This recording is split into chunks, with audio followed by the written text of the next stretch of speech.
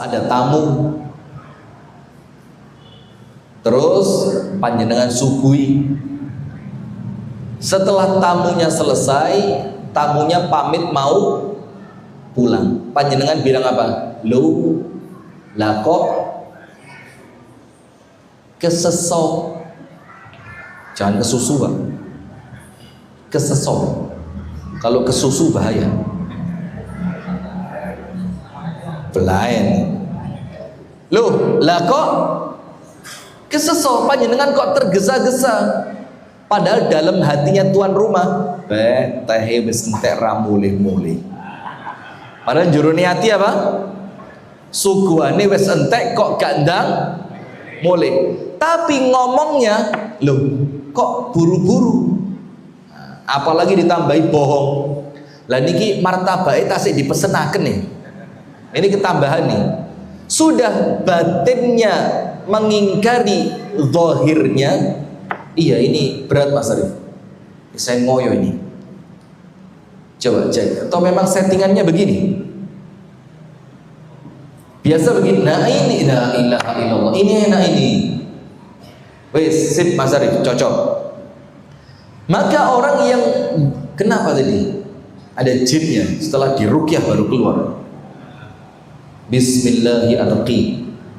Min kulli syarrin apa? Kok lali saya itu? Jangan-jangan kena jin saya. Nah sudah, maka barang siapa yang tidak sama antara zahir dan batinnya, itulah orang munafik. Maka contohnya tadi, kalau di depan orang nyenengke, tapi sudah pulang, pulang be wong iku jane ra cocok. Coba mang ora sungkan ae tak remet lambene. Nah itu. Jadi itu termasuk apa? Kemunafikan. Wal munafiquna fid darkil asfali minan nar. Dan orang-orang munafik itu tempatnya berada di neraka yang paling dasar. Itu namanya fid darkil asfali minan nar. Dan hati-hati jamaah, kita ini wis mulai lupa tentang kemunafikan. Kita anggap biasa, ngapusi biasa, ingkar janji biasa, khianat biasa. Hati-hati, termasuk ngoplos pertalit jadi pertama. Masya Allah, jane wong ya wis sugih lho. Panjenengan tahu itu orang yang ngoplos itu gajinya berapa? M. Gajinya berapa? Sudah dalam taraf M. Itu bukan cuma gaji, gaji bulanan, sharing profit. Ngerti sharing profit? Saya tidak biasa ngaji di desa gini aja. Saya biasanya ngaji saya minimal New York, Los Angeles. Halah. Sudah, ini contoh yang tidak boleh ditiru ya. Ini bohong, tidak boleh ditiru. Ini contoh saja. Contoh bahwa munafik itu sudah melekat dalam kehidupan sehari-hari. Ngoplos, padahal gajinya sudah besar Pak. Mau cari apa lagi?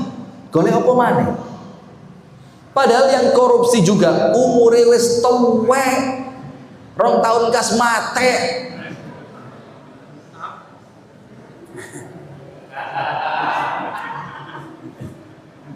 Tidak baik, iya. Wa qala ba'duhum, dan yang lain lagi mengatakan, iyyakum wa khusyu'an nifaq. Panjenengan tahu khusyuk tapi munafik.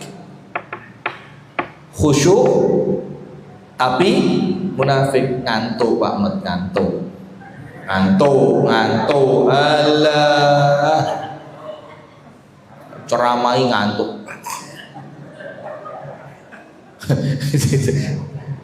Puasa tadi sahur, lihat, ndak sahur bangga padahal keliru. Keturun, Masya Allah. Nah kalau keturun uzur, pahalanya tetap dapat. Nah maka dibilang iyyakum wa khusyu'an nifaq. aku ingatkan kamu, jangan sampai khusyukmu itu khusyuknya seperti khusyuknya orang munafik. Apa khusyuknya munafik itu apa? Lihat. Wa ma khusyu'un nifaq, apa yang panjenengan maksud khusyuknya orang munafik itu apa? Qala an yura al jasadu khashi'an wal qalbu laisa bi khashi'in, yaitu ketika ada orang fisiknya khusyuk,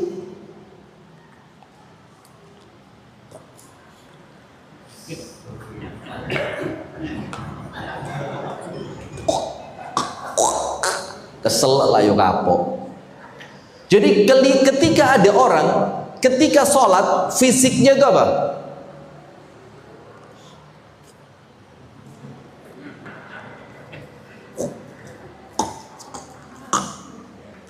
Tapi hatinya tidak khusyuk. Itu namanya apa? Khusyuk nifaq. Khusyuknya orang munafik. Jadi dia menampakkan di hadapan manusia yang tidak sama dengan yang tersimpan di dalam hati. Wabot ini Pak, abot. Jadi orang Islam itu antara zahir dan batinnya itu apa? Sama. Tapi kalau sudah mulai gaya, bahasa badasnya, gaya, artinya dia tampakkan sesuatu yang melebihi batinnya. Itu sudah apa? Munafik. Apalagi sekarang ini zamannya sudah zaman pencitraan. Melbu gorong-gorong metu dadi presiden. Repot ini. Iya. Ini sudah zamannya apa? Pencitraan. Marah kepada bawahan, disorot biar kelihatan tegas, padahal hanya menarik simpati dari orang lain. Jadi sudah tidak ada ikhlas sudah. Ini yang terjadi sekarang ini, kemunafikan semua. Di depan kamera beda dengan di belakang kamera. Karuan. Kalau saya wis soponoi, ora usah tedeng ngaling-ngaling ya. Dadi lek konangan ora usah kisinan. Memang apa yang kita tampakkan ya itu yang kita jalani sehari-hari. Nah, maka hati-hati ketika yang ditampakkan tidak sama dengan aslinya, itulah yang dibilang apa Pak? Munafik. Termasuk di antara bentuk kemunafikan ini apa? Kemunafikan di dalam khusyuk.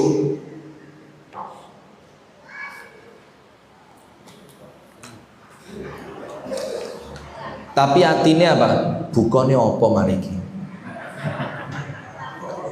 Masuk kurma sing wis enek totore maneh kok tahun wingi. Nurul Huda ra kemajuan belas. Sini yayasan saya dakwah organizer. Ngono kok ya Ustaz Rifki ora isin. Kurma kok totoran. Ini sampai imamnya walad dhalin totor loh. Jadi wayahe amin lah kok keliru. Nah ini padahal fisiknya kelihatan apa? Khusyuk, tapi hatinya lalai. Fafattish nafsaka hal tasawat sariratuka ala niyyatuk.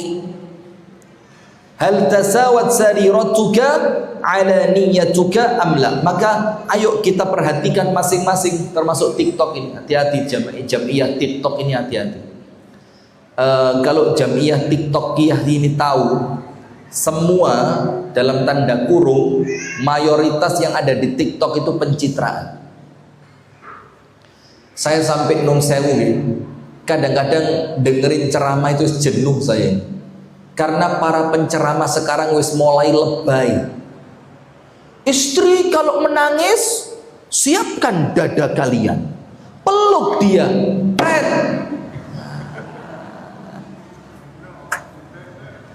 Setiap masalah yang muncul yang salah mesti suami. Lo gak ruang wedok ini masalah lu akeh. Jadi hati-hati sampai Nggak tahu Nurul Huda sudah dengar atau belum. Nurul Huda ini orang desa ya. Itu ada suami istri cerai gara-gara ustadz TikTok, gara-gara standar TikTok. Jadi standarnya TikTok untuk perempuan di daerah kota besar itu saulan sangune kudu 15 juta. Gara-gara si suami tidak mampu memberi sampai 15 juta, terus suami pulang kerja minta diambilkan makan, istrinya ngamuk. Suami patriarki. Orang ngerti kan patriarki kan? Ya ini bahasanya orang kota. Patriarki itu suami yang arogan, sakarpe dewi, suami yang otodidak, otoriter, otoriter, otodidak kan? Otodidak itu kan yang belajar dewe itu ya. Ini malah sini karpe keren lah kok. Ini ngualati Nurul Huda ini. Ini Ustaz Ali Arifin di kuburan guyu kapok. Subhanallah. Nah, suami yang otoriter sampai ketika tidak mampu memberikan 15 juta, suami minta diambilkan makan, istrinya marah. Dibilang apa? Oh, patriarki. Oto apa tadi? Otobis. Otoriter. Akhirnya suaminya tidak kuat, istrinya diapain? Pegat. Nah, ini maka TikTok ini hati-hati. Jangan kemakan. Jangan apa? Kemakan. Nah, maka dengan itu jamaah kita diperintahkan untuk memeriksa. Fafattis.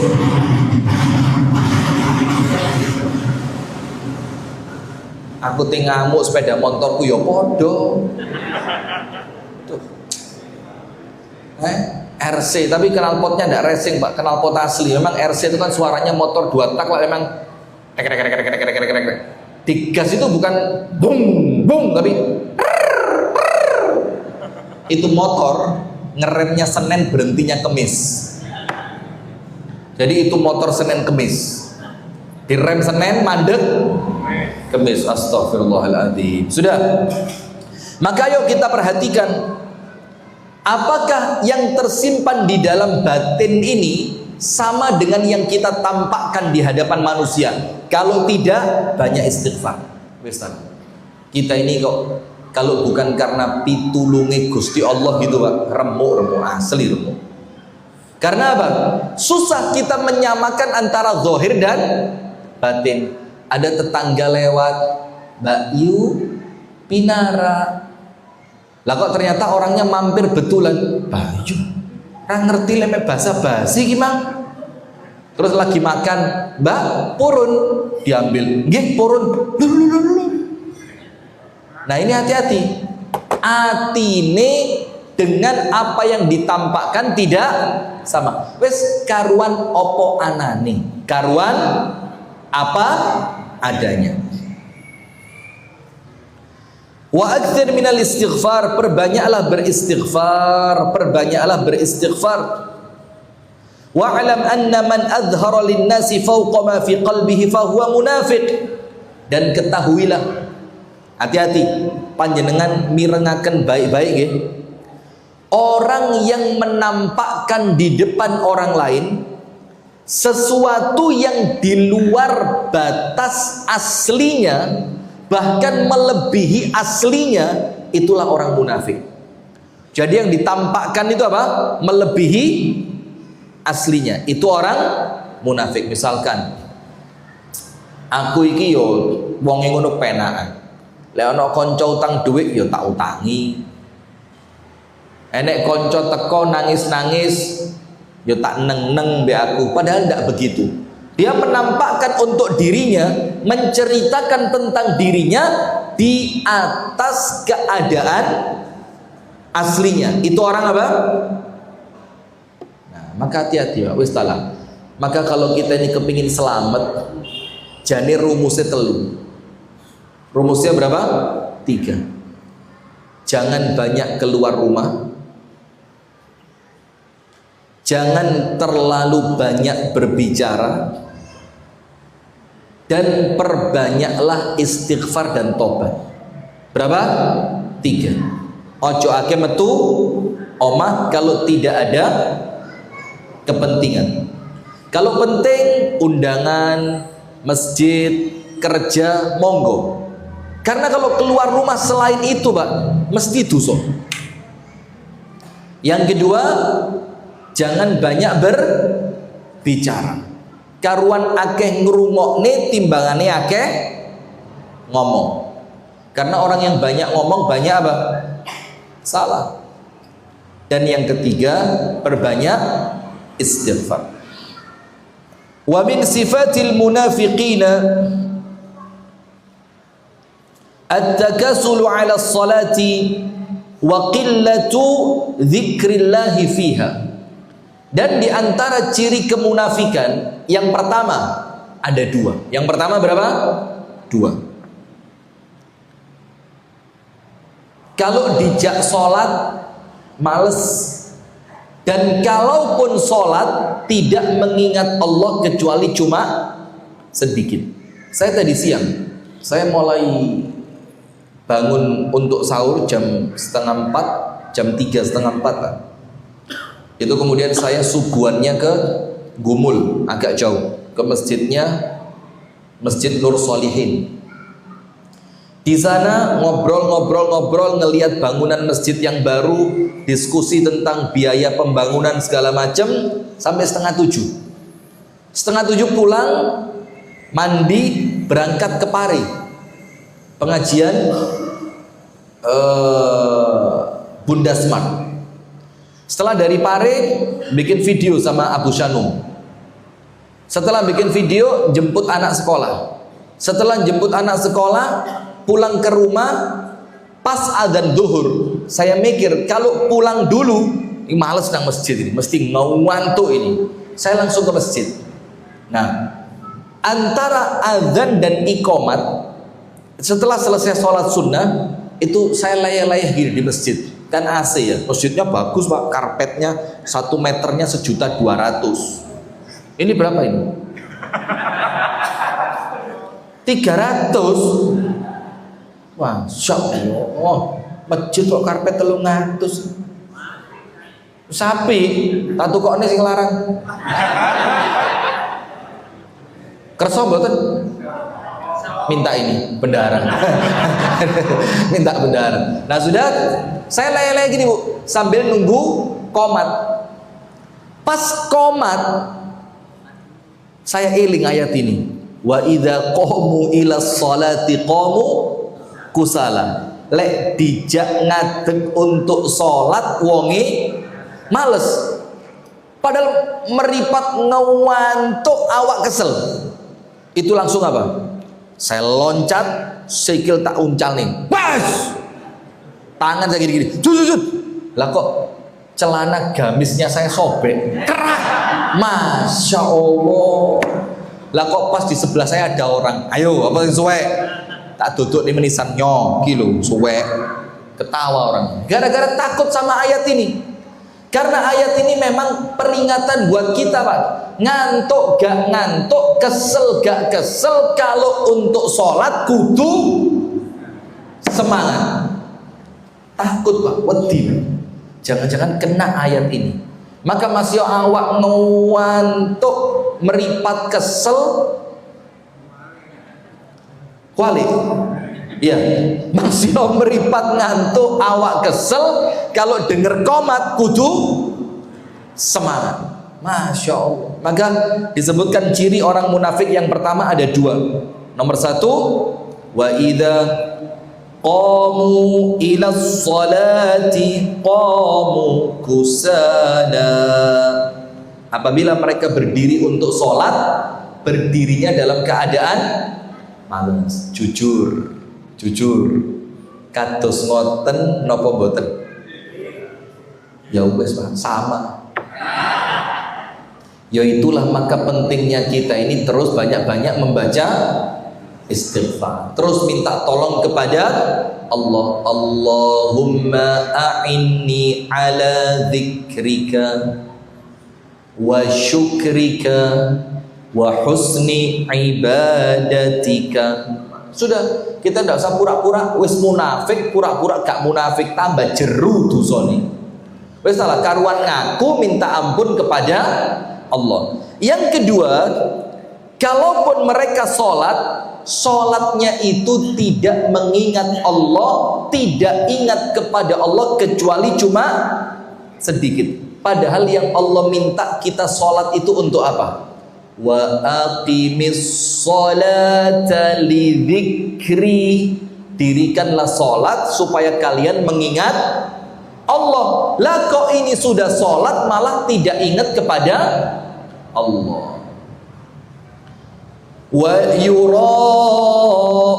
an-nasa wa la yadhkuruna Allah illa qalila. Dan mereka itu sholatnya riya. Sholatnya apa? Riya. Dan ketika mereka sholat, mereka tidak mengingat Allah kecuali hanya sedikit. Ini ciri orang munafik. Kita atau bukan?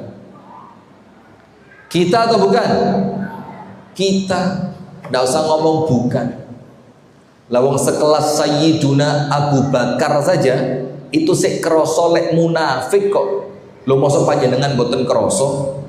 Itu Abu Bakar saja masih khawatir dia terjangkiti penyakit nifak.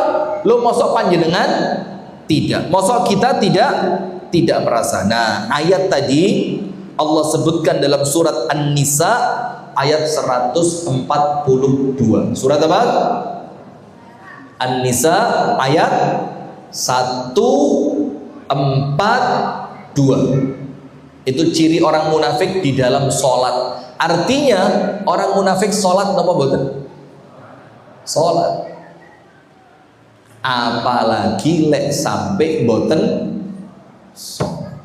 Ciloko dunyo, ciloko akhirat.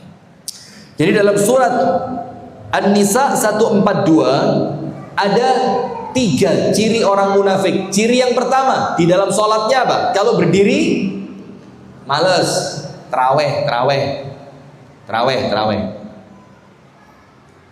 Kalau sudah mulai masuk rokaat ke 5, 6 mulai ngenteni imame maca surat baru ngadeg. Allahu Akbar. Alhamdulillahi Rabbil Alamin Ar-Rahmanir Rahim Maliki Yawmiddin Iyyaka na'budu wa iyyaka nasta'in Ihdinas siratal mustaqim siratal ladzina an'amta 'alaihim ghairil maghdubi 'alaihim waladdallin.